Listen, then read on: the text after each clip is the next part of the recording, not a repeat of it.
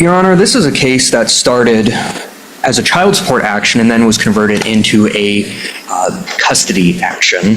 There's a 4-year-old child between the parties at this point. The child has lived the majority of his life up until these proceedings with the mother. Father had limited contact for quite some time, but upon seeking child support, he sought time with this child. Ms. Hewitt represented herself for quite some time in these proceedings, and importantly, there were orders that came down regarding visitation and what that looked like and what that would be. Importantly, the court considered and granted some unsupervised visitation right before Christmas, where the father would have, I believe it was on weekends, from 8 a.m. to 6 p.m. on Saturdays to come see the child at the mother's home.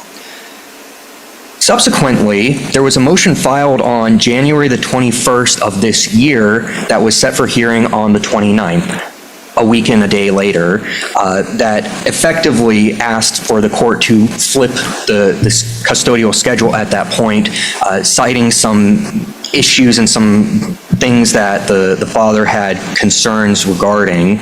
At that time, notice was mailed to my client, but she never physically received that notice. She had been here for every single other hearing that had occurred except for the one where she did not get the notice in time.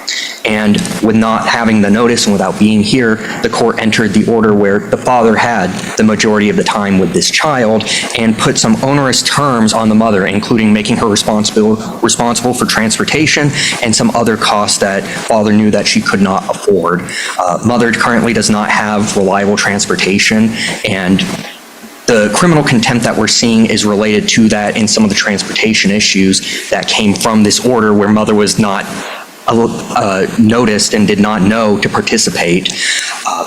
At this time, the child has not had much time at all with the mother since that order came down. I believe there were maybe 2 or 3 visits since January that the mother has had because of this transportation issue. The father lives over 2 hours away in Kentucky with this and has taken this child and has in no way facilitated any of that contact.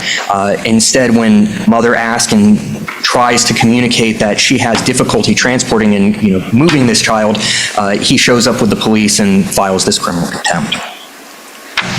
We will say that this child is at substantial risk of harm, that he has been completely severed from his connection with his mother, that he was raised primarily by his mother up until January of this year when this court changed course, and that he is not having the stability in the placement that he needs, that he's been removed from the home that he's known, the family that he's known, including his sisters and other siblings, that he has not been getting the therapy and the other resources that he was getting through the Dixon County school system in Kentucky, and that we are seriously concerned about where this is going and what is happening to this child with this change in custody. And again, we're just seeking to go back to the status quo and then reassess and see what we need to do moving forward, because we're not denying and saying that he can never have time with this child. We're just saying that this change is too much and too fast for this child that does have some developmental delays and does have some other issues. Ultimately, father set mother up for failure unilaterally at that hearing on January the 29th, and now, in addition to the motion for criminal contempt, they filed a motion for a parenting plan, where if you read their proposed parenting plan, it gives father 365 days with this child and mother 0. They are trying to control the situation and take this child away from the mother, and I am not disputing that it was mailed or not mailed. We don't know, but what we can say is that mother never received this notice. She was not participating in that hearing, and ultimately we're seeking this child to be able to return to mother because there have been no substantive issues that have brought about this change in custody. Deal first with the motion to reconsider this case for some of the history. This case initiated, as was pointed out, by a petition to establish paternity and for support. That complaint to establish was filed in September of 2024. an order went down in November of 2024 to establish paternity and to establish a child support obligation. And from that point, and in fact, I think I'm the one who signed the order of confirmation of that. Then following that, there was a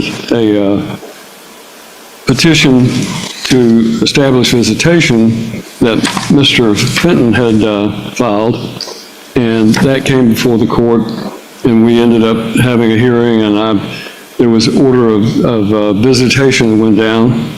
During the hearings, both in that and the parenting time of Christmas of 2024, Ms. Hewitt appeared pro se and testified about the extensive medical conditions that this child suffered from, and how the child had heart issues and other major health issues that she was addressing, and that was her opposition to having overnight visitation with Mr. Fenton.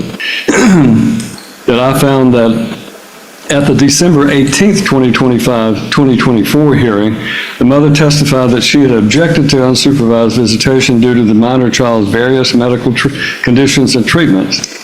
However, the proof overwhelmingly at that hearing in January established the fact that the mother was either untruthful or ill-informed, both of which are unacceptable for a primary parent.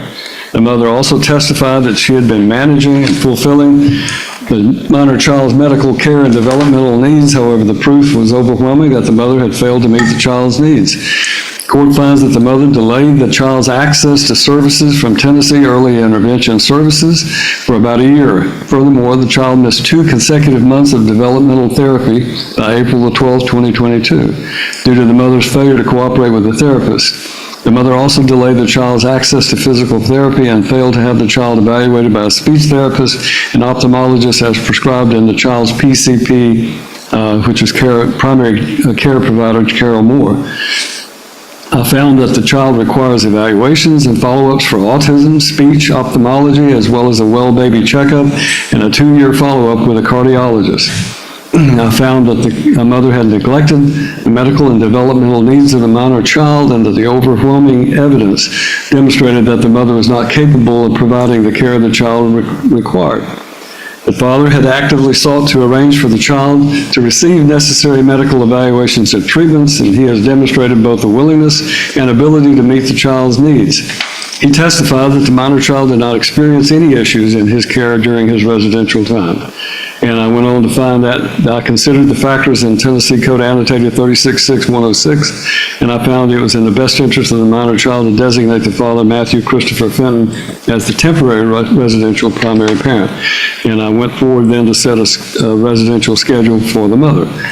That is the order that I entered. That is the order that, in my opinion, should be upheld, and I am of the, at least, I'm not going to grant the motion to reconsider because, in my opinion, proper notice was given, and there was a factual basis for the rulings that I made at that time. I will then overrule the motion to reconsider and move on to the motions for contempt. Actually take him with me. Okay. So the first 90 days, you were to have supervised visitation at Miss Hewitt's home. Is that what you stated? Yes. And and what time from what time was that? From 12 to 9. 12 to 9. So you had a hearing August 30 of 2024. So when was your first supposed visitation? The following day, it would have been August 31st. August 31st of 2024, is that Yes, correct? yes, ma'am, correct. Okay. And let me go back. During the hearing of August 30, 2024, Ms. Hewitt, was she present at that hearing? Yes. All the way to when the judge made his ruling on your specific visitation? Yes, that's correct. All right. And then so the first day that you visited, August 31, 2024, were you able to see your son that day? Yes, for a short period of time, about an hour and 20 minutes. And Miss Hewitt had told me to leave, that I would not be coming around there every other weekend. And so I left. Okay. And so your time was cut short. So if you had from 12 to 9 p.m., so that would be 8 hours, correct? Well, no, 9. 9 hours? No. I'm not good with math. think it's 8 hours. And so then so did you say that you only visited about an hour and a half that day?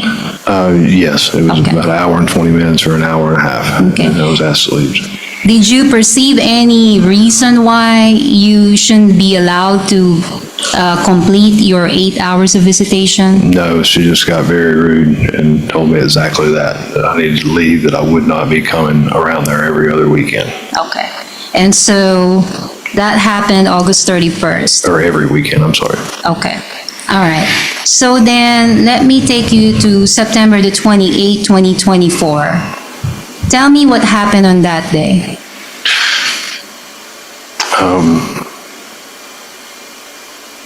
See, when August What was 31st, the date again? I'm sorry. was that, September 28th, 2024. Did you send her, did you let her know that you were going to arrive? yeah, I let to her her know I was home? going to arrive, and she had messaged me and said that it was her stepmother Connie's birthday, and that she was be going to her father's for that, and wanted me to reschedule my visitation for the following weekend. And I messaged her back and I let her know that, I'd been waiting all week to see Ashton, and I did not want to miss my visitation. And she brought up child support, and had I sent it yet? And I just let her know that I was be on the way, and she messaged me back and said that she would call her father if I sent the child support and see if he could come later in the day to get them and postpone the party till later that evening. And I told her that would be okay. And then she messaged me again about child support, and I didn't respond. I just let her know that I was heading that direction. And right before I got there, she had sent me a message that she had left, or maybe when I got there, I can't really, it's been so long ago. I might have pulled up, I think it was 12:04, I pulled up and I messaged and said, I'm here, are you at your house? And she messaged back and said that she had already went to her father's house, and they would not be back until later that day. I think it was 8 o'clock, and that I couldn't have visitation. And so on that day, September the 28th, 2024, was that a Saturday? I believe so. So that was an appointed day for you to have your visitation, is that right? Yes, ma'am. And you did not have the visitation? Is That's that correct. Participants in that text messaging? Me and Ms. Hewitt.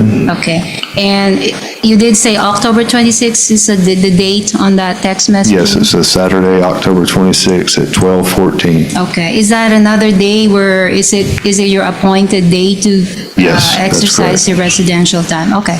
And so read that text message for us. She said, I text her and I said, I'm at your house for visitation with Ashton. Are you at home? She said, no, we're at Daddy's for his birthday this time. And then I replied, today is visitation, so are you coming back? She replied, well, you change up Saturday and Sunday whenever you want.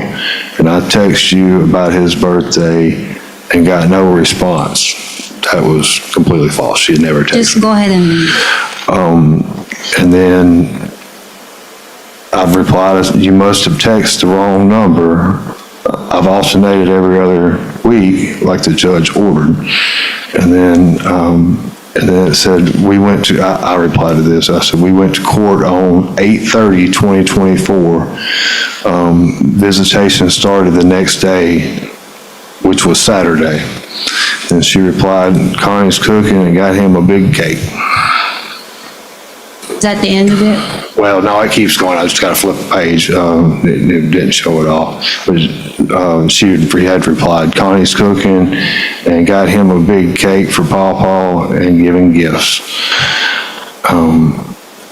And she said, I'm sorry, but I text you and you weren't at Daddy's for his birthday. That text you that we were at Daddy's for birthday. And then I said, I replied, that's no excuse, it's contempt of court. She replied, no, it's not. We had a prior engagement and I text you. And then she replied again, we have had lives over 3 years without you and still do. Stuff comes up, that's life. And then I replied, I'll file contempt of court on Monday and see what the judge thinks about it. And she said, okay, and then she sent me a thumbs up. So Judge, I will play Is it an audio recording? a video recording. Video. So do you recognize that? Yes, ma'am. And where is that taken? That is at Amy's house, right And directly. who was taking that? I was, because I pulled up and I got I'm just it. asking Oh. who took that? Oh, I took the Okay, video. don't explain. And then so, what time of the day did you take that? Was it at the beginning of your visitation? Yeah. At the beginning of your Right at 12 visitation. o'clock, as soon as I pulled up, yes. Okay, right at 12 o'clock.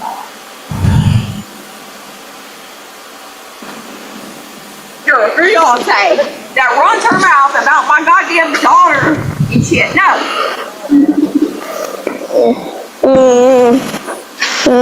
Give me my baby now. I'm here for my visitation. Yeah. No. Grab your brother. Grab your brother.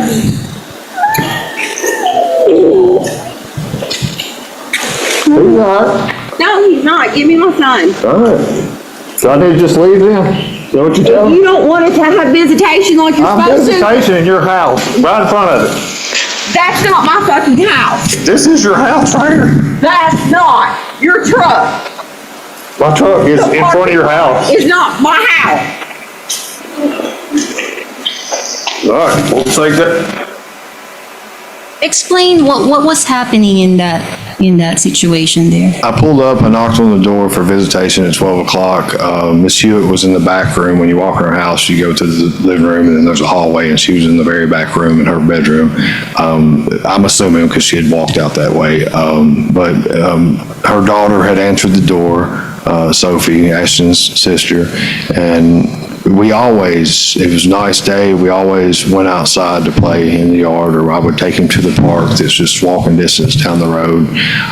I'd been teaching him to climb those stairs because he has physical developmental delays, is what they called it at that time, but he was just kind of learning to walk at 3 years old. His feet turned in really bad. He didn't have a lot of muscle strength, so every time I would teach him to climb those stairs, there's 10 all the way to the top, we'd count as we go up, and then he really enjoyed getting in my truck, and he would play with the buttons, and he liked the horn, and so that was a normal routine when I got him. He'd be waiting at the door, grabbing his shoes, ready for me to put him on and take him outside. And Miss Hewitt had just come out of the back room, and by the time I made it to the top of the steps, made it to the truck door and opened it, she came out irate, and she had said a few things before, and I just grabbed my phone and started recording at that time. Is it true that you exercise your visitation in your truck? I mean, it was never a problem for him to go, but no, I did not exercise the visitation in my truck. Typically, it was in her house, especially if it was a rainy day or if it was sunshine, we would go outside to play. There's not a whole lot of area to play there, but about 500 feet down the road, there is a little park area, and most of the time it would be me and Sophie would take him down to the park. Okay. Or Asia might have been there at that time as well, my fiance. And who was she directing to grab her child? that was Sophia that was up there, ran past. I was holding Ashton in my arms. And then who grabbed or who took Ashton from your arms? Miss Hewitt came up Okay. and took him out of my arms. Okay, and so after that encounter, were you able to have visitation that day? No. So you just left? Yes, ma'am. I just have a few questions about some of these incidents that you mentioned and some of the things that happened.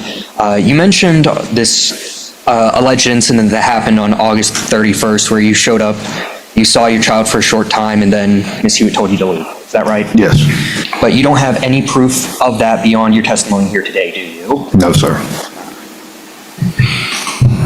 And you were allowed to see this child, and you did see that child on that day. For an hour and 20 minutes. That's correct. And on September the 28th, we see the messages in the back and forth. She had messaged you previously to try to reschedule that, and you just didn't reply to her. Isn't that correct? No, that's not correct. I did reply. Okay. But she had discussed rescheduling that date with you, and you just weren't having any. I had to leave out of town the next day, so I could not reschedule for my job. But that visit, you were later able to make that up and have that time with your son. No, sir. Your testimony here today is that you never were able to make up the September 28th visit. She never offered you other time outside of what you were court-ordered to let you make up that time. Yes, she wanted me to come the following weekend, but like you stated earlier, it's 2 to 2.5 hours from my house, so you're talking a 5-hour round trip, and I work. So she offered you an alternative and you said no. Yeah.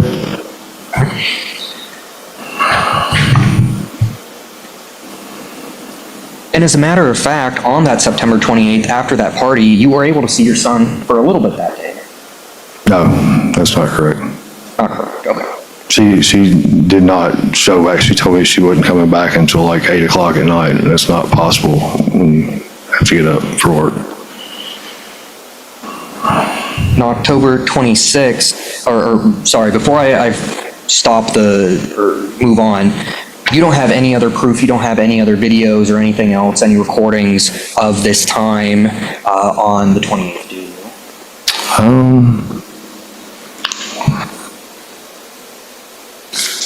You don't have them here today. No, I don't have them submitted as evidence. That's correct. Let's move on to October 26th. Again, there were messages between the two of you, and she attempted to reschedule that, and you didn't text her back. She never texted me, period. It states that in the messages that I never received any message from Ms. Hewitt. So your testimony is that you never received any message at all regarding trying to reschedule or trying to have just a different date on the I calendar? never received anything from Ms. Hewitt on that date trying to reschedule. That's correct. And it was also, you were also able to make up that visit and have time with the child later after that, weren't you? No, that's not correct. Let's move to this visit that occurred on November the 3rd. We saw the video. You were still under supervision at that time with your son, weren't you? Yes. Okay. And your testimony was that you took this child out of the home to your truck Yeah, we climbed the stairs up. without telling the mom. Ms. Hewitt never really engaged. She was always in her bedroom, in her bed, every visit. So on this November the 3rd visit, you take this child that's supposed to be supervised during this visitation out of her home, and you place him in your car, and that's when this altercation occurred. No, we walked up the steps. I walked to my truck to grab a water or something out. He was not placed in the car. She walked out as soon as I made it to the truck. Sophie, his sister, was directly beside us. Is she an adequate person to supervise these visits? She was the only one that was there for most of the visits. Like I said, Miss Hewitt was always in her bed in the back bedroom.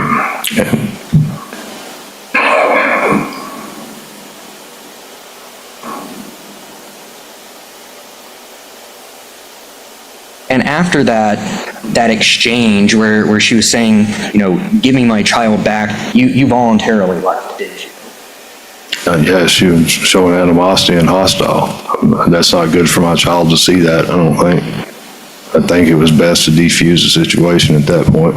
She didn't deny you any time. You voluntarily left.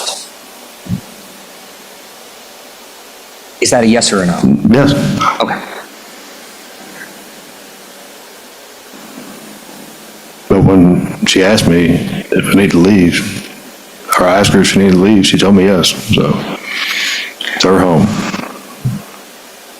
You never provided any text messages for that September the 28th when your lawyer asked you, and you testified that you had offered for him to stay and things of that nature. Do you have any text messages to show that? To show what? You testified that you sent him some text messages. Thank you. I mean, we sent a lot of text messages, so. But you didn't bring those here today, did you? I mean, I've got them printed out and on my phone.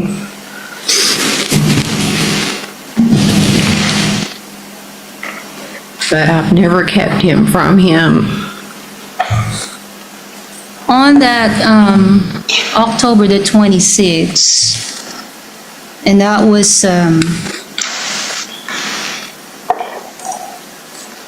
incident with regards to, My dad's birthday. okay, that was your dad's birthday. Isn't it true that you texted him that it was, that you were going to your dad's birthday celebration on that day? I let him know that it was his birthday and if we could reschedule, but he didn't want to, and so Judge, this is non-responsive, I would object. I'm just asking, I came did back you and send saw that him. message Hold on, that we have an day? objection. I don't think she can object to her own question. She's objecting, non-responsive is not an objection to her own question. Non-responsive is saying that her answer is not responsive to the question. Overruled. So, Ms. Hewitt, let me rephrase. Restate your question. Restate the question. All I'm asking is, on October the 26th, which you are saying it was your father's birthday, isn't it true that you sent the text message about the celebration on that day, that same day? Yeah, I let him know it's my dad's birthday. Okay, so you did not give him prior notice, not the day before, not the week before. It was on that day when you told him, hey, by the way, you can't visit with Ashton because I'm going to my dad's birthday, correct? I don't know if it was the day before or not, but bottom line is he saw his child that day. Okay, and that's your testimony that he did see your, Yes. okay. All right. Let's talk about the video recording that we played. Is it your testimony that Mr. Fenton is teaching Ashton to go up the road by himself? I'm not saying he's intentionally, that was his motive, but that's what was happening. Because he was sitting out in the truck in the road, and so every day he started running up the steps and just trying to go straight out in the road after, because most of his visits, he would be basically in his truck. Okay, when he would do that, would Matthew be there, engaging with him? He would run up to the stairs to see his father, is that right? He was around the truck, on the sidewalk and in the road. So the father will be there when they're outside. I mean, his girlfriend was in the truck and he would be around walking, doing things. And that's why I was watching out, I was paying attention, cars going by, and that's why I got so irate. I'm like, it needs to be in the house or in the yard, not in the road. And how long has this been going on before November the 3rd? I mean, it was going off, I mentioned it probably the last few visits, but Okay. This COVID situation, you testified that you told him for that November 9 visit, and you may have been confused here. November 9 visit, you testified that you told him Ashton had COVID, but isn't it true that the COVID positive test was November the 21st, correct? Because I have your text message here too. okay. You agree with that? I mean, I agree, he Okay. got COVID then, but he also tested positive for COVID before that. So the November the 9th, COVID was not the reason. The reason was that you told Matthew that there was an He was ophthalmology gagging on his- appointment. Let me finish my question. November the 9th, he had his visit, and then it was cut short because you said there was a 2:30 ophthalmology appointment, correct? Yeah, and he was Okay. fine with that. Okay. Your lawyer asked you about November the 9th, and your answer was, I told him that Ashton had COVID, so that was not true. Well, I mixed up the dates, it's in the Okay. text messages. Fair enough, okay. But there was a COVID positive test. It was just not November the 9th. Can we agree on that? It was November the 21st, correct? I guess. Okay. The court has considered the testimony regarding the initial motion for contempt and count, well, I'll deal with each one of the counts. In count one was a testimony that his parenting time was supposed to begin at 12, and he was supposed to, under that original court order, was to be given, I think it was 12 to noon, or to, I think it was 1 to 9 maybe. 12 to 9 p.m. 12 to 9. And so that's a period of 9 hours that he was supposed to have visitation with the child. That couple of hours or 4 to 5 hours is not the same as 9 hours, but in any event, it appears that that was during an adjustment period when they were beginning to try to set up the visitation and begin the visitation. And most of those instances, this court is of the opinion that those explanations that were given don't rise to the level of willful contempt because of the fact that there was some visitation that may have been cut short, or he may have agreed to not. The cutting short of the supervised visitation on the date when he had the child up on the sidewalk, and she came out, her response is indicative of her attitude towards the visitation entirely. And that is also reflected in what I'll deal with in the next set of motion for contempt. But as to the initial motion for contempt, I do not find that the proof rises to the level of willful and deliberate contempt, criminal contempt, and therefore I find her not guilty of those charges. On the second motion for contempt, there's really only 2 instances, and in those instances, she was supposed to be complying with the order of this court regarding the change of visitation and the schedule of conduct. It's interesting that the fact that she was able to obtain transport to pick the child up, but suddenly then the transport fell through.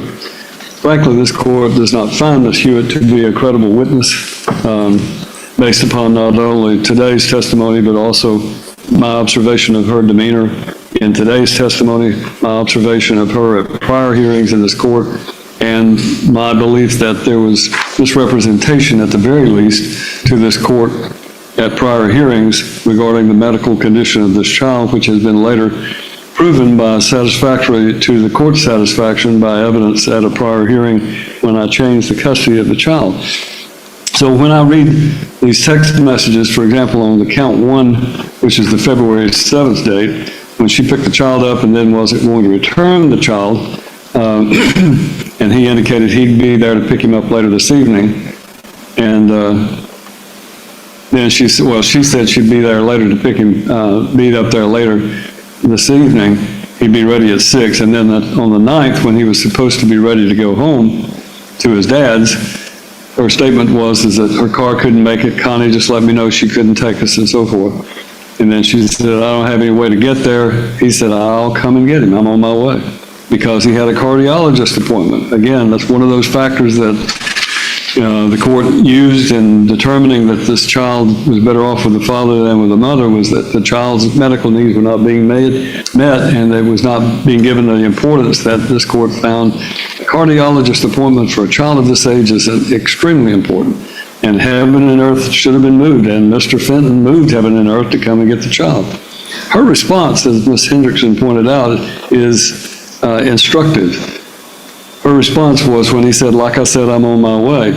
You understand, I'm the one that gave child support your name and cooperated and wish I never did, because you're going too far with my child and you don't know. Plus, my child you don't know. Plus, you lied saying you'd never try to take him. And look, I never got notice of a damn court date, and you think you're keeping my child? Question mark. I find her guilty of willful and deliberate contempt in regard to the denial of return of that child on that occasion, failure to comply with the court's order. And anyway, I'm of the opinion that again represents an intentional and willful, deliberate violation of the court order, or failure to bring the child back.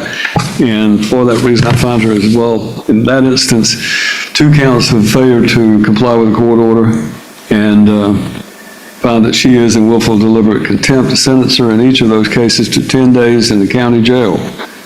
I will suspend that based on the fact that it is her first occasion to have violated the court's order. But I want to make it clear one thing, and that is that I will not hesitate to lift that suspension and have you serve those 20 days in jail consecutively, which I'm allowed to do under an order for violation of a domestic relations order. I can make that 10 days in each of those counts consecutive to one another, and I will do that. If you try to play games with this court's orders, or if you do anything that indicates to me that you are violating a court order, your attitude towards Mr. Fenton is going to be reflected in your child if you are not careful.